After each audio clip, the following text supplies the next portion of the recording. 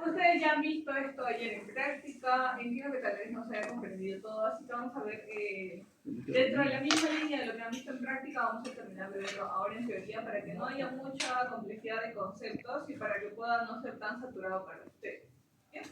Entonces, esto usualmente lo trabajamos con muro porque es más sencillo de entender, así que vamos a ver al final los casos prácticos para que puedan comprender igual y puedan estar listos para el examen.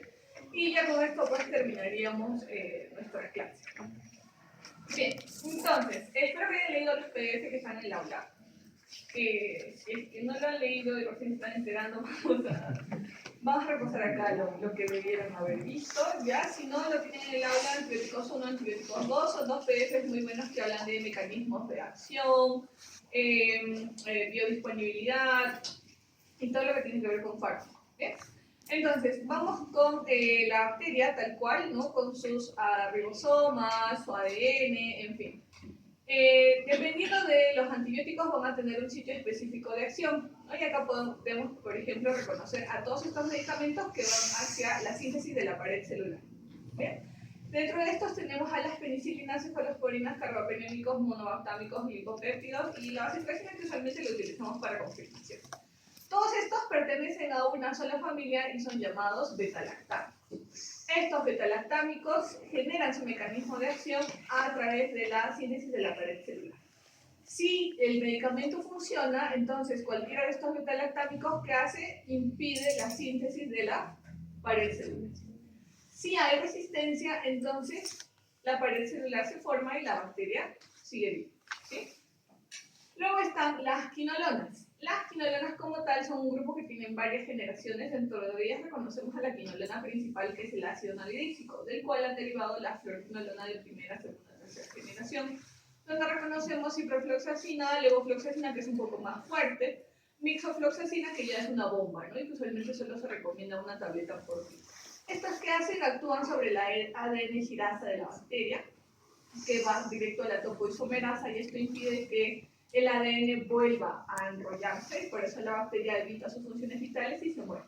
Recuerden que el ADN está súper enrollado, ¿no? Y ese enrollamiento hace que pueda cumplir sus funciones vitales. ¿Qué pasa? Cuando se está desenrollando, entre la quinolona, su receptor es la ADN girasa, actúa por la topoisomerasa y en vez de enrollarse se queda ahí detenido.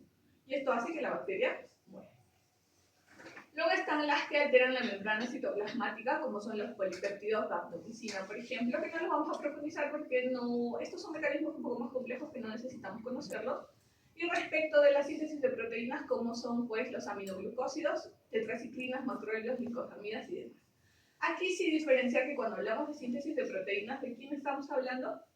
De los ribosomas. De los ribosomas. Bien, entonces, cuando hablamos de aminoglucósidos, especialmente tetraciclinas y aminoglucósidos en general, vamos a diferenciar estos dos, porque en general todos los que actúan a nivel de ribosomas son bacteriostáticos. El único bactericida es el aminoglucósido. Porque los aminoglucósidos, que pueden ser sintéticos o naturales como amicacina y gentamicina, están dirigidos a impedir que el ARN mensajero construya el ribosoma, por así decirlo. Y es por eso que es bactericida. Mientras que las tetraciclinas, macrólidos, glicosamidas y demás, que también afectan a los ribosomas, están dirigidos a evitar que el ribosoma cumpla su función. Por eso son bacteriostáticos. ¿Bien? Entonces, si en algún punto yo les pregunto cuál es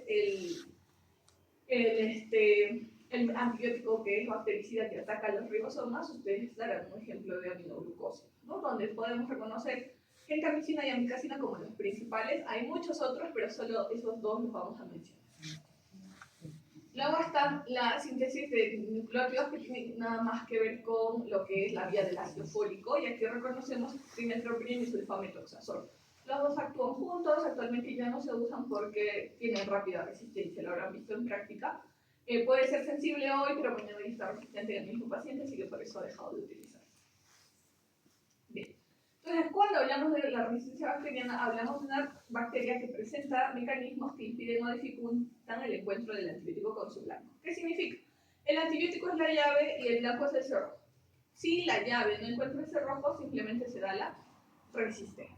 Entonces decíamos, si mi penicilina encuentra su receptor, ¿cuál sería el receptor de la penicilina?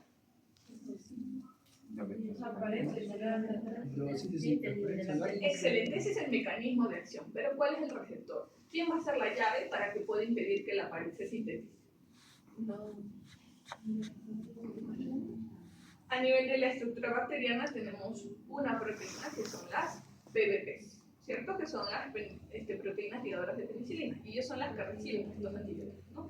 Así como hay para estos, hay para todo. Entonces, si la penicilina no encuentra su PBP, no puede ejercer el mecanismo de acción, por tanto, hay resistencia. No hay efecto, hay resistencia. ¿Bien? Entonces, cuando no se encuentra con el blanco o el target, ¿no? Que eso usualmente se le conoce así. Entonces, esta es la estructura química con la que el antibiótico debe unirse para ejercer el efecto. Si no lo encuentra o está ausente, pues simplemente no se da el efecto y la bacteria se hace resistente. Dentro de estos dos vamos a ver natural y adquirida. ¿Sí? La natural ya la sabemos, ¿no?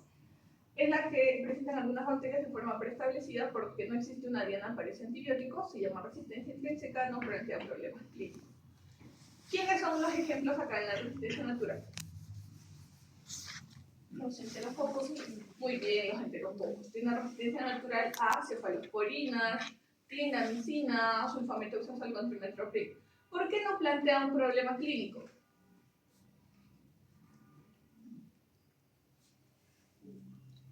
Porque lo puede tratar con otros antibióticos. Ya. ¿O porque son bacterias de la microbiota? No necesariamente. ¿Qué prefieres? ¿Un mal conocido o un mal por conocer? Malo conocido. Malo conocido. Entonces, si tú tienes un enterococo, ¿vas a recién una vez que le das el antibiograma saber que es resistente a cefalosporinas, clindamicina? ¿O ya sabes, ni bien te llega el enterococo, ya sabes a todo lo que es resistente? Ya sabes, ¿no? Entonces es más fácil. Igual, si te encuentras un proteus, ya sabes que no le puedes poner nitrofurantoína. Si te encuentras un saprofítico, sabes que no le puedes dar fosfomicina, ácido fusídico, no, biocina, en fin. No se puede. ¿Por qué? Porque son resistentes naturales. No tienen la diana para los antibióticos, entonces es más fácil para nosotros. Nos llega un sapro, allá, genial, ¿no? Ya, le damos esto y listo. ¿Por qué? Porque sabemos cuáles son los de resistencia intrínseca. Eso lo conocemos. A priori sabemos cuál es. Entonces, a priori podemos decidir, oye, no le damos esto, no le damos el otro porque tiene resistencia intrínseca. Cuando sí plantea un problema clínico, cuando hablamos de la resistencia adquirida, porque este es un malo que recién vamos a conocer. O sea, te llega un E. coli, tú no sabes si es un E. coli supersensible o si es un E. coli XDR. ¿Por qué? Porque ellos tienen resistencia adquirida. Entonces, esta surge a lo largo del tiempo en poblaciones que eran inicialmente sensibles al antibiótico. Por ejemplo, cuando tú naces, usualmente no tienes bacterias que son resistentes a nada. ¿Por qué? Porque eres nuevo, pues no eres estéril prácticamente, no tienes bacterias malas. Conforme avanzas en la vida, te dan infecciones y ahí recién empiezas a tomar antibióticos. Si por ahora a algunos le da mucha, no sé, problema pulmonar, cardiorrespiratorio y para todo toman antibióticos, por ejemplo, acitromicina, ya es triste la vida. ¿Por qué? Porque ya todo es resistente a la citro y la microbiota ya se murió. Para que tú recuperes eso, 6 meses a 1 año, y eso sí es que te cuida, porque si no, así como los antibióticos matan a la microbiota, igual el alcohol, la grasa y otros componentes que destruyen a la microbiota. Entonces, eso es un tema aparte, pero igual nos hace entender cómo estas poblaciones que eran inicialmente sensibles se vuelven resistentes. ¿Cómo pasa esto también con el tratamiento empírico? ¿No? Vas al médico, tienes infección urinaria, nunca te mandan a hacer un cultivo, de frente te dan tu tratamiento, ¿cierto? Y te dan antibióticos fuertes, ¿no? No empiezan con una quinolona, a veces de frente se van a una cefalosporina, ¿no? Ceftriaxona, a veces amicacina, y eso te deja sin posibilidades terapéuticas si en algún momento tuvieras que sufrir alguna otra infección que necesite tratamiento. Entonces, este es más importante, ¿por qué? Porque no sabemos y tenemos que buscar todos los mecanismos de resistencia posibles de la bacteria que no conocemos su resistencia natural. Bien. Entonces, la forma de transferencia tenemos las 3 principales, que son la transformación, la conjugación y la transducción. La conjugación la conocemos desde el inicio, ¿no? Filisexual, plásmido, y ya se llevó la resistencia. La transformación ocurre cuando hablamos de que la bacteria explota, por así decirlo, y las partes que quedan libres se añaden a otra bacteria. Como si se robara lo que quedó por allá. Y la transducción es a través de infección viral, ¿no? Bacteriófagos, ¿no? El bacteriófago está listo para infectar y se pasa a la otra bacteria. Son los tres mecanismos más importantes, pero también vamos a reconocer a los transposones y los integrones que se encargan de mutar o mover genes dependiendo de lo que necesite la bacteria, ¿no? Y ahí hablábamos de Neisseria, que es un modelo de resistencia. Bien, entonces, cuando hablamos ahora del antibiograma, es el mecanismo por el cual nosotros vamos a detectar esta resistencia. ¿Bien? El antibiograma entonces está normado solo por dos instituciones, CLSI y EUCAS. Entonces, no es lo que a ti te parece, lo que le parece al que está a cargo del servicio o lo que me parece a mí. Si lo dice CLSI o EUCAS, se hace. Si no lo dice, entonces está mal. ¿Se entiende?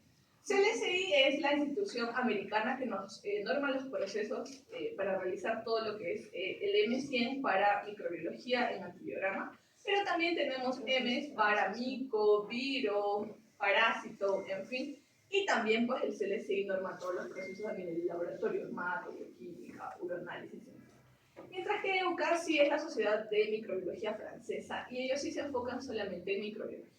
Lo que diga cualquiera de los dos está bien. Usualmente trabajamos basándonos en los dos. Si no tenemos lo que nos pide acá, trabajamos con la alternativa que nos da acá, pero en fin, los dos son las guías, los pilares que nosotros tenemos en microbiología. Como tal, el mecanismo de resistencia más frecuente que usualmente detectamos son la de las beta-lactamasas, que afectan a nuestros medicamentos beta-lactámicos. Y ahí tenemos dos formas de detección, la de discos combinados y la de aproximación de discos. La de CLSI y la de EUCAS. Si tu laboratorio es pudiente, compras pues los discos combinados que son un poco más caros. Pero si no estás todavía a ese nivel, ¿no? Tendremos que usar simplemente los discos independientes. Ya habremos aprendido qué marca no debemos comprar, ¿no?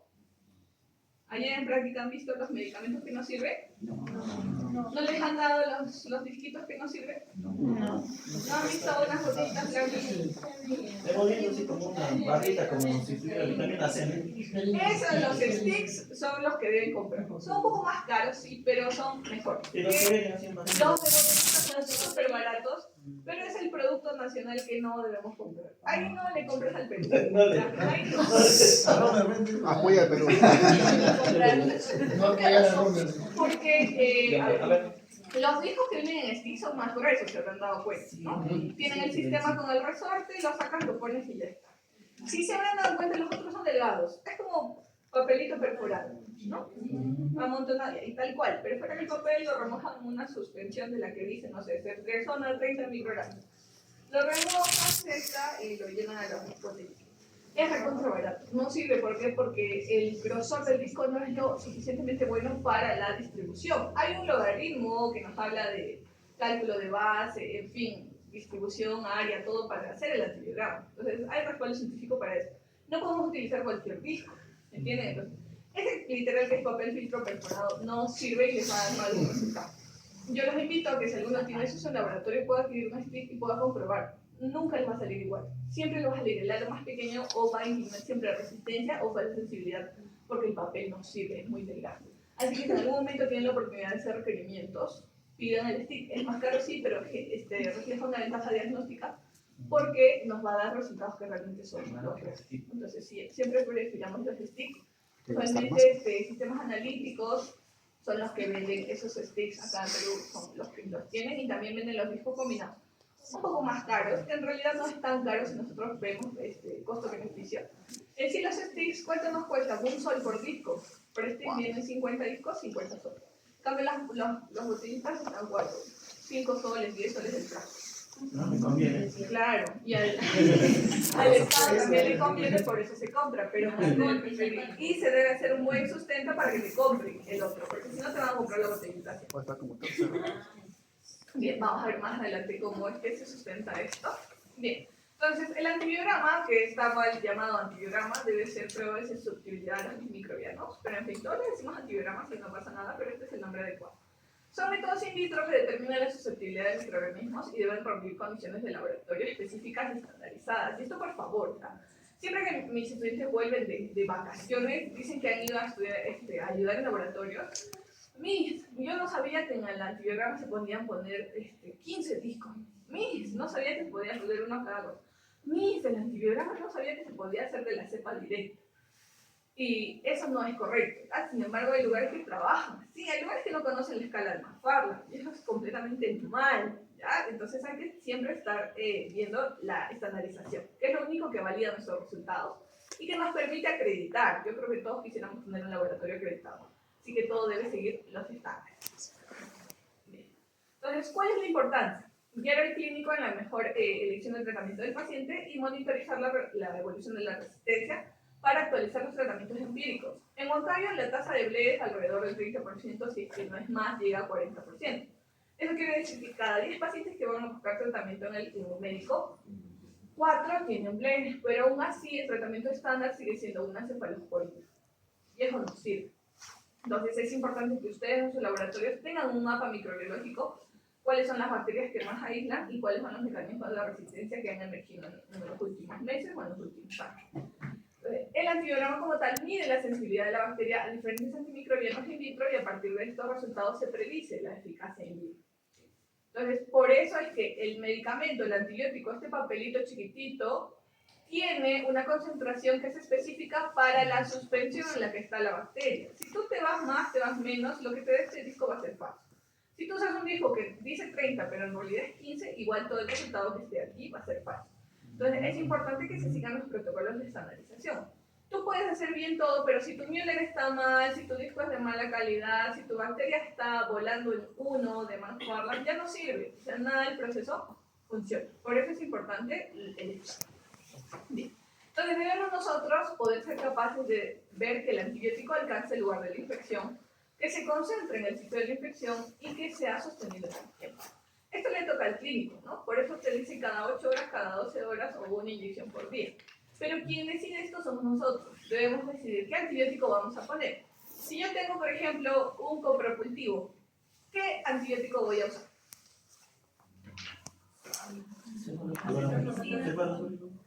Cefalosporina. Es mi primera elección. Sulfa podría ser, pero hemos hablado ya de la resistencia, así que sulfa... Los aminoácidos podemos utilizar como gentamicino o... Ciprofloxacino puede ser dependiendo de la edad del paciente. Si es un niño de 6 años, no.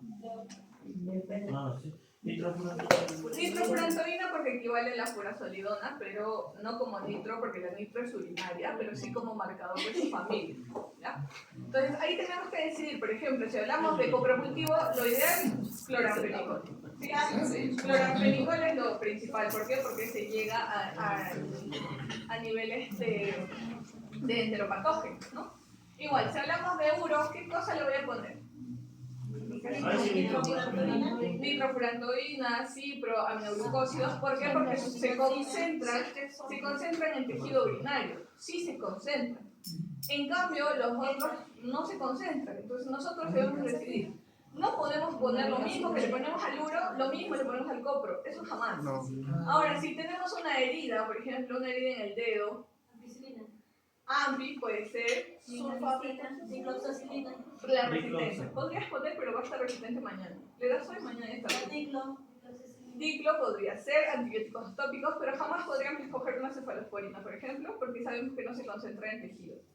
¿Sí? Entonces, eso tienen que decidir. Para que ustedes hagan los antibiogramas, no es solo que pongo los discos y ya. Tienen que ver edad del paciente, si tiene alergias o no, y cómo es que vamos a llegar a asegurar la concentración en el tejido. Porque tú le das el resultado clínico, el clínico va a tomar lo que le has dado y a partir de eso va a decidir la concentración. ¿Qué cosa le va a dar y cada cuánto tiempo? Entonces, si ustedes no distinguen cuál es la biodisponibilidad y dónde se concentra, no se va a poder. Eritromicina, por ejemplo, es un macroálido, pero no se excreta para nada por el tejido urinario, entonces no sirve de nada. ¿Se dan cuenta? Entonces, tenemos que decidir a partir de conocer los medicamentos. Y yo espero realmente que hayan podido aprender sobre los medicamentos en fármaco y si no, pues tienen ahí a los PDF para que los puedan repasar. Bien. Para hacer antibiogramas entonces tenemos 3 métodos principales, los fenotípicos, los bioquímicos y los moleculares. Los fenotípicos son los que usualmente confirman todo el tiempo qué cosa tenemos enfrente. Y aquí tenemos dilución, difusión y lo automatizado. Los métodos bioquímicos, que son más que nada para ver tipos de producción de alguna enzima, y los métodos moleculares que nos dicen la variante, ¿no? Dices que es BLE, ya, pero ¿qué BLE? Un TEM, un SHIF, una cefotaximasa, no lo sé. Para eso usamos la molecular, para hacer un seguimiento más específico. Pero todos los vamos a confirmar a nivel de método fenotípico. Es decir, manual o automatizado. El método estandarizado entonces es el método de discodifusión, que está bien descrito en el M02. Si ustedes en algún momento hacen su tesis sobre algo de resistencia, deben citar al M02 donde nos dice específicamente cómo se hace el antibiografo. Aquí está en este gráfico resumido, ¿no? Picamos la cepa, concentración 0.5, máximo 0.6 si es que hablamos de bacilos. Agotamiento por completo 4 cuadrantes, colocación de los discos. ¿Cuántos discos van en la placa, chicos? 4, 5, 4. Ahí me tienen que preguntar de qué tamaño es la placa, mis. ¿De qué tamaño la placa? De 100. De 100. ¿Cuántos van en la de 100? 5, 4, 5. 5. Ya. Usualmente tenemos placas de 90, 100 y 150. Lo ideal son las de 100, pero Minsa sobre todo compra placas de 150. En fin. 90, 5 discos, en la de 100 van máximo 6, pero nunca se pone el disco al centro, jamás. Ya entonces se distribuye solo alrededor, los 6 discos alrededor en la placa de 100. Y en la de 150 podemos colocar hasta 10, 12 discos dependiendo de la distribución. Bien, entonces los valores salen en alas de división en milímetros si es que hacemos manual o en microdivisión y concentración mínima inhibitoria si es que hacemos el automatizado. Las categorías son sensible, intermedio resistente y sensible dependiente de dosis, que esto lo deben haber visto más que nada en mico, ¿no? Porque se aplica más que nada en las levaduras. El M100 entonces es nuestro manual, debe tener todos acaso M100. El M100 se actualiza cada año.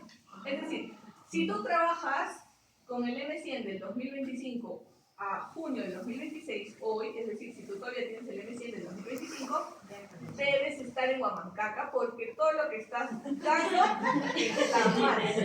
¿Sí? ¿Se entiende? ¿Se entiende? Entonces, Los biólogos, los biólogos de allá.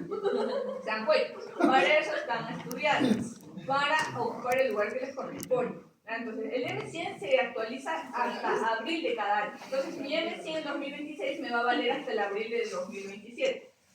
Luego de eso, ya debo yo entrar a la página de CLCI y buscar el M100 2027. ¿Por qué? Porque las categorías varían. Si a 2026, no sé, la ampicilina era 20, para el 2027 la ampicilina va a estar en 22. Y eso ya significa una diferencia diagnóstica grande, porque tú lo reportas sensible, pero en realidad está resistente. Es por la resistencia que se va dando. Eso es por las pruebas, o sea, durante todo el año en el M100 lo que hacen nuestros investigadores de CLCI es probar, verificar el método y ver cómo es que se está dando. Entonces recaudan, no sé, 1000 cepas de todo el mundo, 10.000, 20.000 cepas y nos dicen cuáles son los nuevos puntos de corte en milímetros y en microgramos, si es que hacemos automatizado. Entonces de eso depende la variación y todos estamos pendientes siempre de que nos digan, no, este medicamento deja de funcionar. Por ejemplo, ¿alguno de ustedes acá en su laboratorio todavía trabaja con norfloxacina? Los que trabajan en el agua. Norflo, sí. Norflo no se usa desde el 2019, creo. Pero siguen distribuyendo, lo siguen comprando, en Perú sigue funcionando, pero eso no sirve. Hace años, no se debe usar porque es un mal marcador, o sea, no funciona. Y eso dice en el 100. Ahora, hay cefalosporinas que lo llevan a Perú, como les hablaba del caso del cefidrocol, ceftobiprol y las otras medicaciones. Entonces, bueno, hay muchas falencias, pero se evitan de eso si es que tienen el M100. Y ellos dan una charla todavía, el CLCI te dice qué cosa ha cambiado, qué se ha mejorado y que probablemente para el próximo año desaparezca para que vayas tomando las precauciones. Bien, la categorización clínica entonces del sensible dependiente de dosis. ¿Qué nos dice? Que la sensibilidad de un aislamiento es dependiente del régimen de dosificación que se utiliza. Este no aplica para todos los medicamentos. En el CLCI te dice cuáles sí son sensibles dependientes de dosis y hay que ver cuánta es la concentración. Pero ¿qué nos dice? Yo estoy tratando inicialmente a mi paciente con cefepime de 1 gramo cada 8 horas y no funciona. No funciona.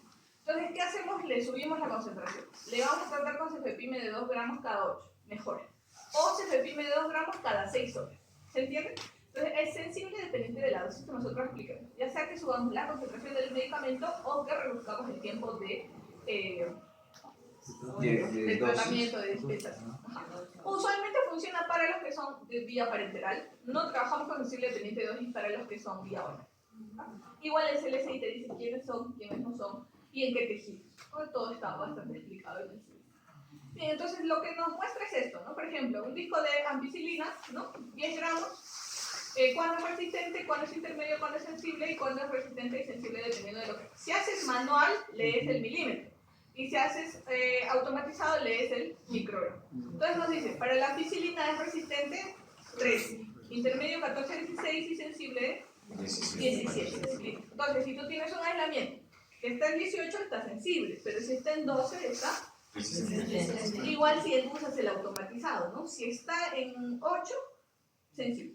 Y si está en 64, resistente. Entonces nos da, por eso es que no necesitamos memorizar. Ahora, con la práctica diaria tú te aprendes el punto de corte, pero está en CLSI, está en la web, está libre. Ya si lo compras cuesta algo de $50, pero está libre en la página para que todos puedan tener acceso y verificar la data real y poder emitir resultados que sean confiables. ¿Cómo debemos medir entonces? Debemos dejar siempre que el halo haga su inhibición completa, o sea, un circulito completo. De hecho, que han visto antibiogramas donde el halo está por acá a la mitad. Y eso es completamente incorrecto. ¿Por qué? Porque los discos están mal distribuidos. Ojo que solo son 6 alrededor y debe haber un espacio de borde a borde o de centro a centro dependiendo de cómo estés calculando. Entonces, leemos de inicio a fin la inhibición y ese es los milímetros que nosotros vamos a considerar, ¿no? 2 centímetros o 20 milímetros. De inicio a fin pasando por el centro del antibiótico. No medimos muy arriba o muy abajo.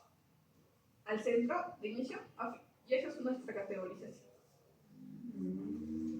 Bien, entonces, hay una ley de difusión, que es la ley de difusión de Cooper, que nos dice cómo es que se calcula esta difusión y por qué nos dice que solo pueden ser de 6 discos, por qué el Müller debe ser solo 4 milímetros, por qué debe esperar solo 15 minutos y no más, ¿no? Entonces, sabemos que preparas tu inóculo 0.5, 0.6. ¿Cuánto tiempo te dura ese inóculo?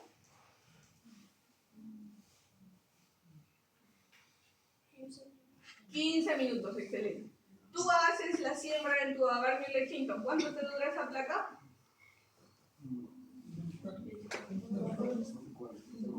15 minutos para que le pongas el disco. Y hasta que incubes. Debes incubar rápido, ¿no? Pero si tú lo dejas afuera y te olvidas, máximo 15 minutos. Entonces, es nuestra regla de los 15, 15, 15. Si ya pasaron los 15, tu inóculo no sirve, tienes que hacer otro. Si ya inoculaste y te olvidaste de poner los discos y ya pasaron 15 minutos, tu placa no sirve, tienes que hacer otro. ¿Por qué? Porque la bacteria empieza a desarrollarse. Ahora, el disco cae, ¿no? Estás agarrando el de la marca nacional, se cayó encima de la placa. No era donde lo que querías poner, pero ya se cayó. ¿Lo agarro y lo acomodo? No. ¿Por qué? Porque ya empezó a difundir. Ya recuerden que el Müller es un agar que es poroso y por eso permite la difusión del disco. Debe estar en 4 milímetros de diámetro, no más, no menos. Si es muy grueso, hay poca difusión, entonces hay falsa resistencia. Y si es muy delgado, hay mucha difusión y hay falsa sensibilidad. Eso hay que tenerlo en cuenta, ¿ya? Entonces, bajo la ley de difusión del señor Cooper, nos explica todo esto, ¿no? Que es un cálculo. Y a partir de esto nosotros podríamos hacer el cálculo del micro. No corresponde a la clase, pero sí debes saber que a partir de esto yo puedo calcular cuál es la concentración que me daría el automatizado. Se puede. Pero es logaritmos, bases, áreas, cálculo y demás, pero sí se puede. Bien. Entonces, ¿será lo mismo la interpretación del antibiograma que la lectura interpretada? No. Usualmente nuestros colegas verdes interpretan el antibiograma. Nada más. Porque dicen sensible, intermedio, resistente y listo. Pero solo el tecnólogo médico tiene la capacidad de interpretar el antibiograma. El colega verde, azul, negro, amarillo, como le quieras llamar, cualquiera puede venir y decir cuánto mide este circulito, ¿no? Cualquiera. Pero solo tú, que vas a ser tecnólogo médico, solo tú puedes hacer la lectura interpretada. Es decir, tú puedes decir, no, mira, yo estoy viendo este marcador. ¿Qué es esta resistencia? Dites, ¿cierto? Eso significa que mi paciente no puede tomar. ¿Qué cosa no puede tomar, chicos? La Demis, ya, excelente. ¿Qué no puede tomar el Dites? La clindamicina. Ya, eritroclina, ¿no? Marcadores, ya, no puede tomar. ¿Esta resistencia cómo se llama? El método, el mecanismo es Dites, pero la resistencia es a los MLSB, que son macrólidos, nicosamidas y streptograminas B. Entonces, si mi paciente me da Dites, Yo no le puedo dar ningún macrólido, ninguna lincosamida, ninguna streptogramina B. Esto le busco a los cocos o a los bacilos. A los cocos, excelente. Y esto que es nuestro ble, que ustedes ya han aprendido a hacer, pues seguramente ya han visto sus placas. Espero que hayan podido ver. Es sabido que es de yo problema. Pero bueno, este es nuestro ble. ¿Les ha salido así? Eso sí, no. No. Wow, dejando al lado. Bueno. Sepan entonces que para hacer los controles necesitamos un alcohol 25922, que es ble negativo, y la Klebsiella pneumoniae 603, que nos ayuda a ver las colis, bueno, las ble positivas, ¿no? Eso es lo que debieron siempre, pero entiendo que no les ha quedado. Entonces, eso no les da en el examen práctico para que vean sus placas, porque no entienden, ¿no? ¿Qué les pondrá el licenciado Maylin Pérez? Bien, entonces siempre tengo mucho cuestionamiento a partir de esto. ¿Por qué necesitamos hacer la identificación bacteriana? ¿Por qué necesito yo saber microorganismos si ya tengo el antiviral? Siempre nos cuestionan mucho eso. Siempre me pasa que siempre hay algún estudiante que dice, no, pero ¿para qué? Si no es necesario, ya está el antiviral. Y no es así. Miren, por ejemplo, el MSI en el 2020 nos cuenta la experiencia a partir de un staff. Staphylococcus aureus con una concentración mínima inhibitoria de oxacilina de 1 gramo es usualmente sensible, es decir, se considera sensible a la oxa, le puedo dar. Pero si es un Staphylococcus epidermidis ya cambia la cosa. Uno es Resistencia. entonces, si yo declaro Staphylococcus SPP y asumo que es aureus, sensible. Pero si es epidermidis, el paciente va a morir. ¿Por qué? Porque es una resistencia específica. ¿Se dan cuenta? Entonces, de ahí la importancia de hacer la diferenciación. Otro caso es el de Proteus. Proteus es resistencia natural a la nitro. Pero tenemos las especies principales, Vulgaris y Mirabilis. Mirabilis es usualmente sensible a AMPI, pero Vulgaris es Resistente. ¿por qué? Porque tiene una resistencia cromosómica que es de tipo AMC. Entonces, si yo reporto Proteus SPP, ¿sirve? No sirve, pero a veces nuestros colegas verdes no lo entienden. Y entonces ahí es donde nosotros tenemos que luchar. No diciendo, yo soy mejor que tú, no. Tenemos que demostrarlo para poder recuperar nuestras potestades. Si no, ¿cómo nos defendemos, chicos? Si nosotros ni siquiera sabemos cómo hacer la detección. Entonces, Citrobacter es un tema aparte porque este solo se puede identificar si es que tiene API20 o otro grupo más grande de carbohidratos. Pero, por ejemplo, Freundly es siempre resistente a AMPI. ¿Por qué? Porque tiene AMC. Pero Coseri es resistente solo a ampicilina. Mientras que Freundly a cefalosporina, primera y segunda generación. Si yo declaro Citrobacter SPP y es un Freundly, le doy una cefalosporina, el paciente va a morir. ¿Por qué? Porque no le sirve, ¿se dan cuenta? Entonces, de ahí la importancia de conocer el género y la especie y la resistencia natural, que es dentro de todo lo más importante. Bien, entonces necesitamos conocer la resistencia natural. Hay 6 grupos de resistencia natural, no les vamos a profundizar porque es mucho, es demasiado pesado, pero sí es importante que ustedes conozcan la resistencia natural. Es algo cromosómico. Por ejemplo, Klebsiella pneumoniae es resistencia a ampicilina, ¿no? Entonces, si tú te tomas AMPI pensando que eso te va a ayudar y tienes Klebsiella, pues lo más probable es que estés enfermo un mes. Y recién te das cuenta de que no, pues no está así. Otro punto importante es el conocimiento de la epidemiología local. Hay estudios, en sus zonas hay estudios, por ejemplo. No, ¿cierto? No, por ejemplo, tú dices de Aguaitía, ¿cierto? Hay resistencia, prevalencia de ble en Aguaitía. Buscan ble en Aguaitía. ¿Se dan cuenta? Entonces ahí es donde nosotros necesitamos información. Yo sé que hay 40% de ble en pacientes comunitarios porque hay estudios que nos dicen tanto hay. Pero en sus zonas no hay. Entonces vayan pensando en sus temas de investigación para que puedan decir tanto es mi porcentaje y tengan epidemiología en la cual se puedan basar. Actualmente sabemos que el 80% de las cepas de E. coli son resistentes y solo un 20% son cepas salvajes, es decir, cepas nativas que no tienen resistencia a nada. ¿Se dan cuenta? Entonces lo más probable es que cada vez que dice una E. coli esté resistente.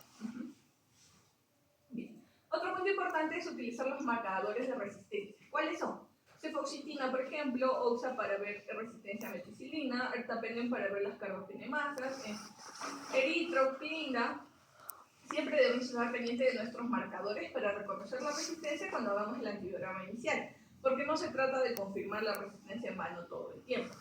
Entonces, cuando hablamos de inhibidores de mecanismos, vamos a ver en primer lugar al ácido clavulano. Este es muy común, todos ustedes se toman su ácido clavulánico cuando les duele el diente, les duele la garganta.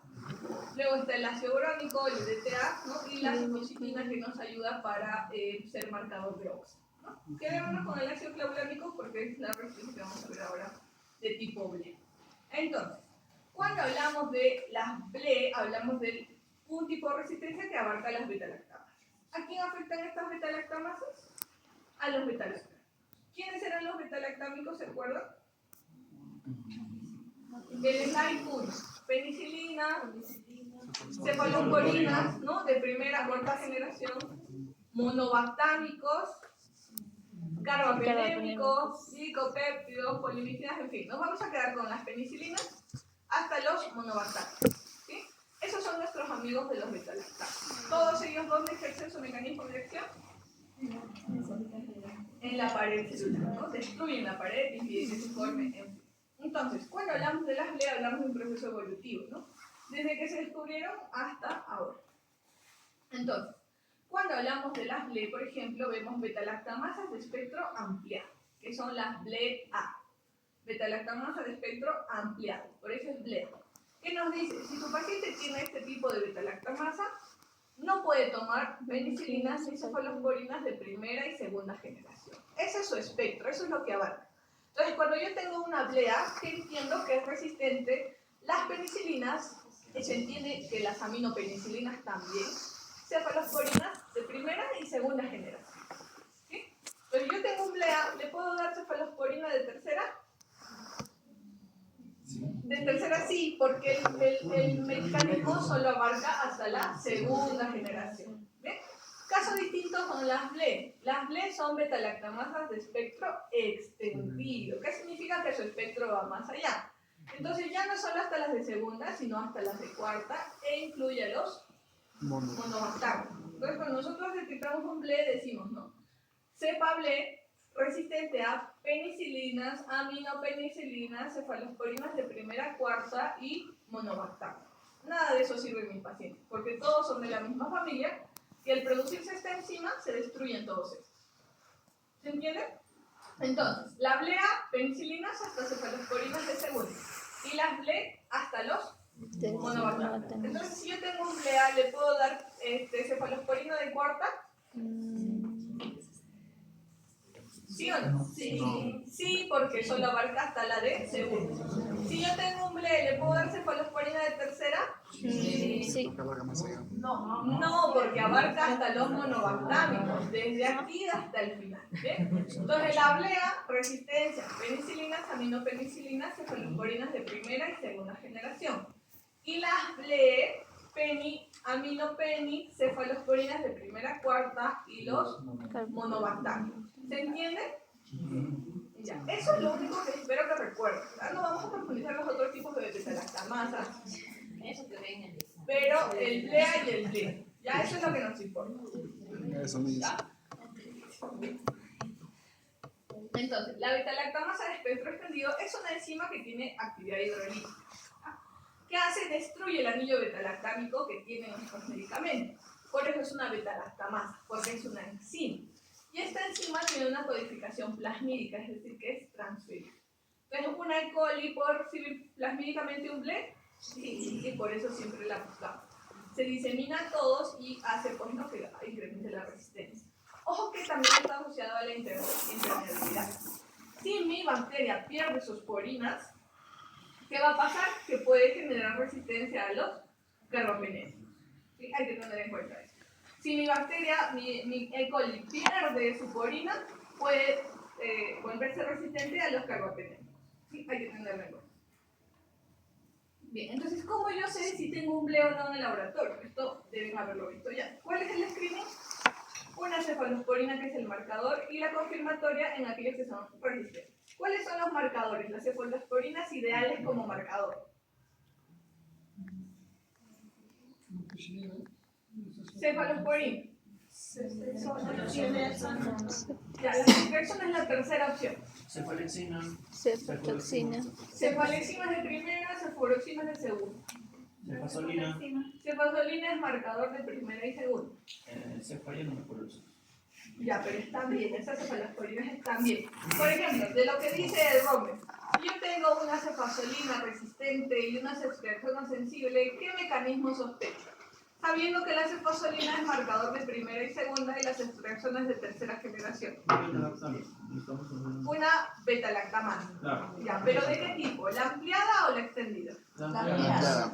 La ampliada, ¿por qué? Porque la cefazolina, que es de primera y segunda, está resistente, pero la de tercera está sensible. Ahora, si yo veo que mi ceftriaxona y mi cefazolina están resistentes, sería mi sospecha un blend, porque ya es de espectro extendido.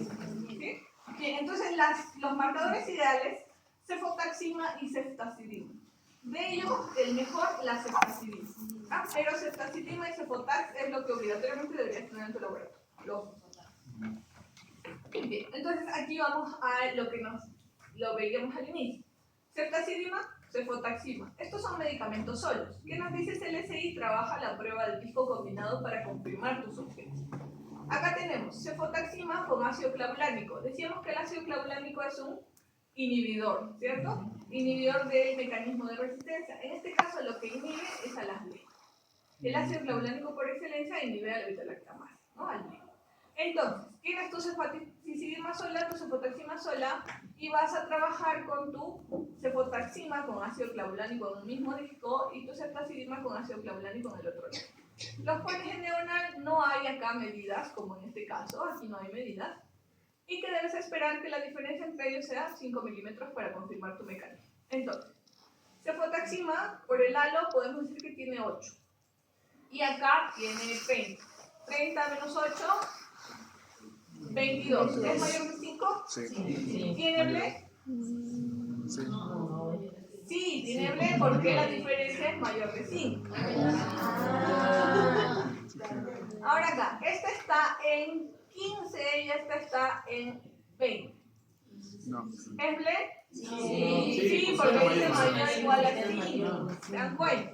Entonces, eso es lo que nos dice CLSI. Esto es el estándar de confirmación mundial, pero también podemos confirmar con aproximación de disco.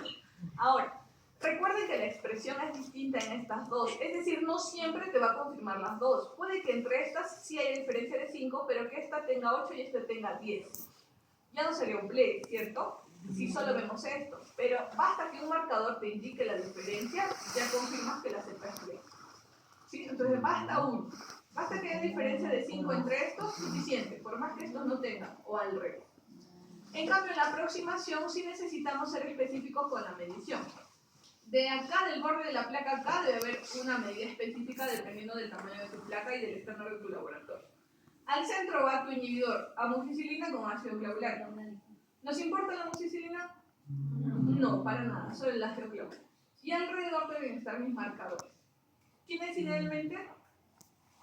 Cefotaxima, ceftazidima, astrionam si hay, acitromicina no es un beta-lactano. ATM es astrionam. Ajá, entonces, amoxicilina, cualquier cefalosporina de tercera cuarta, idealmente ceftazidima y cefotaxima. Un monobactámico que sea astrionam, por ejemplo. ¿Ah? Y los dejamos para ver si es que hay o no sinergia.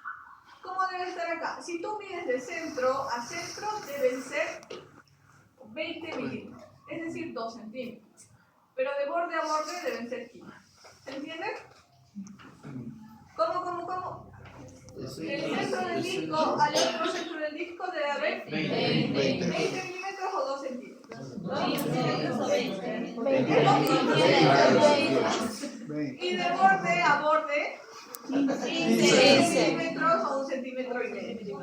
1.5. ¿Ya? ¿Se entiende? ¿Por qué? Porque a veces a algunos les hace mejor trabajar de centro a centro y otros de borde a borde. Pero ya sabes, si tú mides de borde a borde 2, no te va a salir nunca jamás en la vida. Entonces hay que tener en cuenta esa parte. Bien, entonces, si tú respetas los espacios, vas a ver que hay sinergia. ¿Por qué? Porque la cefalosporina está buscando al ácido clavulánico. Y en esa búsqueda vemos esta forma de pescadito. Y esto es lo que nos indica que es blend.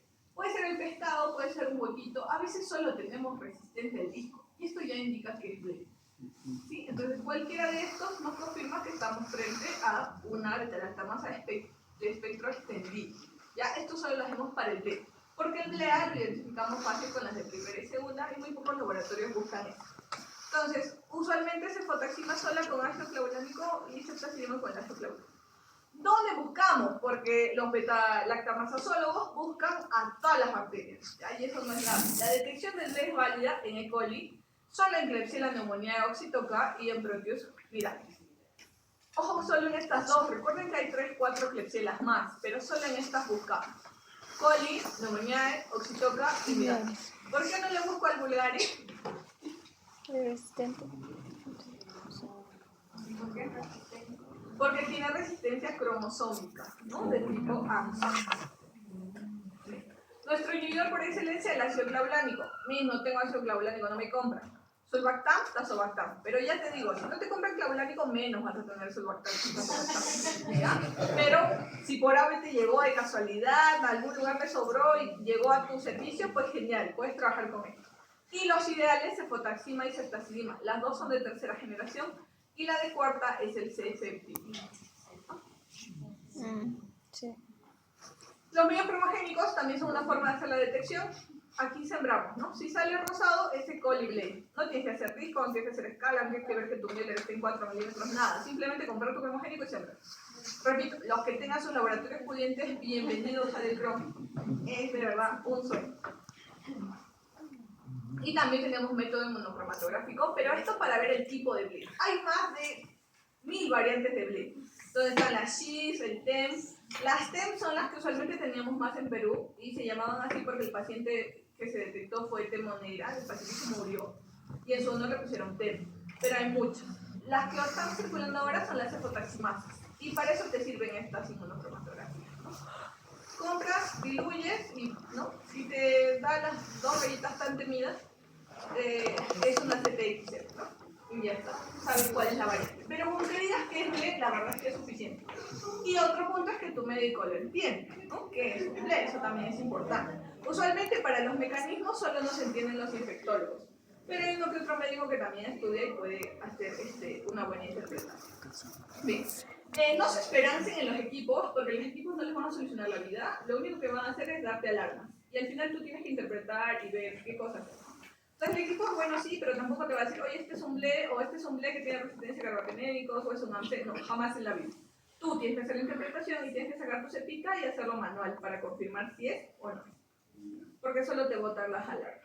Y eso no todos tienen todos los espectros de resistencia. Bien, no sé por qué está reducido. Las metalactamasas de tipo AMSE, que son las que tienen, por ejemplo, los vulgaris, son como las BLE, pero solo hacen resistencia hasta la tercera generación de cefalosporinas. Es decir, la cuarta y los monobactámicos quedan sensibles. ¿Sí? Aquí vamos a ver, no se inhiben por beta-lactamasas, excepto en la familia de Morganella, y solo abarcan las cefalosporinas de primera, segunda y tercera generación. Algunas monobactámicos, pero este es inducible, quedémonos solo hasta la tercera generación. Entonces, las de espectro extendido abarcan penicilinas, cefalosporinas de primera a cuarta, monobactámicas. Pero las AMSE, cefalosporinas, de penicilinas, cefalosporinas de primera hasta tercera. La cuarta está sensible. Y es un punto para distinguir que es un AMSE y no una BLE. ¿Quiénes tienen el AMSE cromosómico inducible? Todas estas, ¿no? Entonces, si tú algún día te chocas con una providencia, que sería buenísimo, muy hermosa la providencia, no le vas a hacer el antibiograma considerando pues que es una cepa sensible, sino que tiene AMSE. Es decir, que es resistente hasta las cefalosporinas de tercera generación. Tercera. ¿Ya? Igual, Enterobacter, Hamnia, Morganella, Citrobacter freundli, Serratia. Aquí el cuadrito de los que son constitutivos, los que son inducibles y los que pueden ser constitutivos o inducibles, tipo el DIT, ¿no? A quienes se les puede inducir con una transferencia plasmídica o a quienes simplemente es de nacimiento, por así decirlo. Entonces aquí los inductores, recuerden que la cefotaxima es mal inductor de AMSE. Para ver AMSE deberíamos trabajar con cefoxitin o ácido borónico, ¿ya? Lo que dispongan. El cefoxitin ha quedado relegado, pero si es que no tienes en tu laboratorio y quieres confirmar si es AMSE, usa cefoxitin. Y date cuenta porque el cefepime, que es de cuarta, va a estar sensible. Por ejemplo, ya cuando hablamos de las carbapenemasas, que son otro mecanismo de referencia importante, siempre hay que sospechar a partir del imipenem.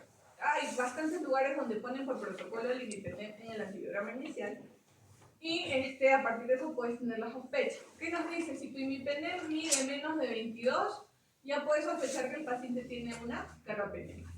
Aquí lo primero es hacer la escalera. Ertapenem, meropenem, imipenem y ver si están consistentes.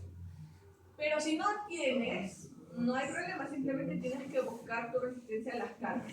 ¿Cómo? Con tu disco de ácido borónico o tu disco de ETA. Si se dan cuenta, igual es sinergia. Siempre se buscan, ellos sí tienen mucho. Entonces, con ácido borónico vamos a ver a las metalobetalaftamases y con ETA vamos a ver a las serincarbotilamas. Entonces, yo he visto que mi imipenem está en menos de 22, está en 20.